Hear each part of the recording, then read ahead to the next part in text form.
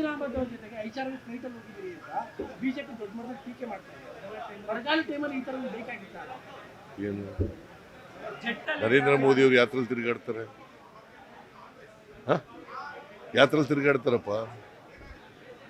ಹೇಳಯ್ಯ ನೀನು. ನರೇಂದ್ರ ಮೋದಿ ಅವರು ಯಾತ್ರೆಯಲ್ಲಿ ತಿರುಗಾಡ್ತಾರೆ ಹೇಳ್ರಿ.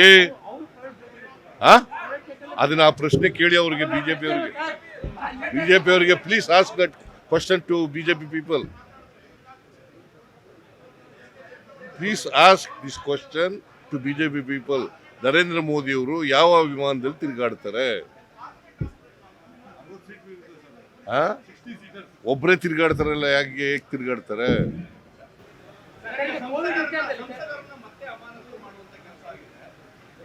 Air is democracy. ಈಗ ಪ್ರಜಾಪ್ರಭುತ್ವದಲ್ಲಿ ವಿರೋಧ ಪಕ್ಷದವರು ಏನ್ ಹೇಳ್ತಾರೆ ಕೇಳಬೇಕು. ಕೇಳದೆ ಬೇಡ ಅಂತ ಹೇಳಕ್ಕಾಗಲ್ಲ. ಜನ ಪ್ರಜಾಪ್ರಭುತ್ವದಲ್ಲಿ ಅವರು ಮ್ಯಾಂಡೇಟ್ ಕೊಟ್ಟು ಕಳಿಸಿರ್ತಕ್ಕಂಥದ್ದು, ಲೋಕಸಭೆಗೆ ಇರ್ಬೋದು, ಅಸೆಂಬ್ಲಿಗೆ ಇರ್ಬೋದು. ಅದು ಕಳಿಸಿದ ಮೇಲೆ ಅದನ್ನ ಕಸ್ಕೊಳ್ತಕ್ಕಂಥ ಅಧಿಕಾರ ಸ್ಪೀಕರ್ಗೂ ಇಲ್ಲ, ಯಾರಿಗೂ ಇಲ್ಲ. ಸೊ ನನ್ನ ಪ್ರಕಾರ ಇಷ್ಟೊಂದು ಜನರನ್ನ, ಲೋಕಸಭಾ ಸದಸ್ಯರನ್ನ ಅಮಾನತ್ ಮಾಡಿರ್ತಕ್ಕಂಥ ಇತಿಹಾಸ ಇರಲಿಲ್ಲ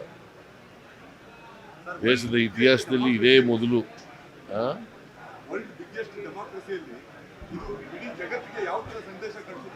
It is a murder of democracy.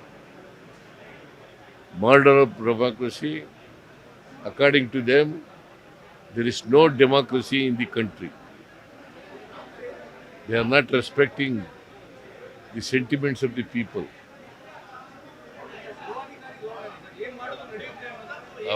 ಸರ್ವಾಧಿಕಾರಿ ಧೋರಣೆ. ಈಗ ಎಲ್ಲರನ್ನೂ ಹೊರಗಡೆ ಇಟ್ಟು ಕಾನೂನುಗಳನ್ನೆಲ್ಲ ತಿದ್ದುಪಡಿ ಮಾಡ್ಕೊಂಡಿದ್ದಾರೆ, ಕಾನೂನು ಬಿಲ್ಗಳೆಲ್ಲ ಪಾಸ್ ಮಾಡ್ಕೊಂಡಿದ್ದಾರೆ. ಇದೇನಂತ ತೋರಿಸುತ್ತೆ? ಸರ್ವಾಧಿಕಾರ, ಈ ಸರ್ಕಾರದಲ್ಲಿ ಸರ್ವಾಧಿಕಾರ ಇದೆ ಅನ್ನೋದು ಬಹಳ ಸ್ಪಷ್ಟವಾಗಿ ತೋರಿಸುತ್ತೆ.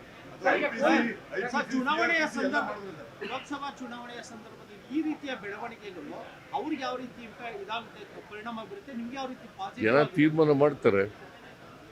ಜನರು ಪ್ರಜಾಪ್ರಭುತ್ವವನ್ನು ಒಪ್ಕೊಂಡಿರೋದು,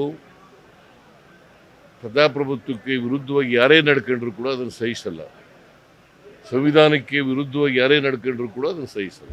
if you like this video, ಬೇಗ ಲೈಕ್ ಮಾಡಿ, ಕಾಮೆಂಟ್ ಮಾಡಿ, ಶೇರ್ ಮಾಡಿ ಹಾಗೂ ಯೋಯೋ ಟಿವಿ ಕನ್ನಡವನ್ನು ಸಬ್ಸ್ಕ್ರೈಬ್ ಮಾಡಿ.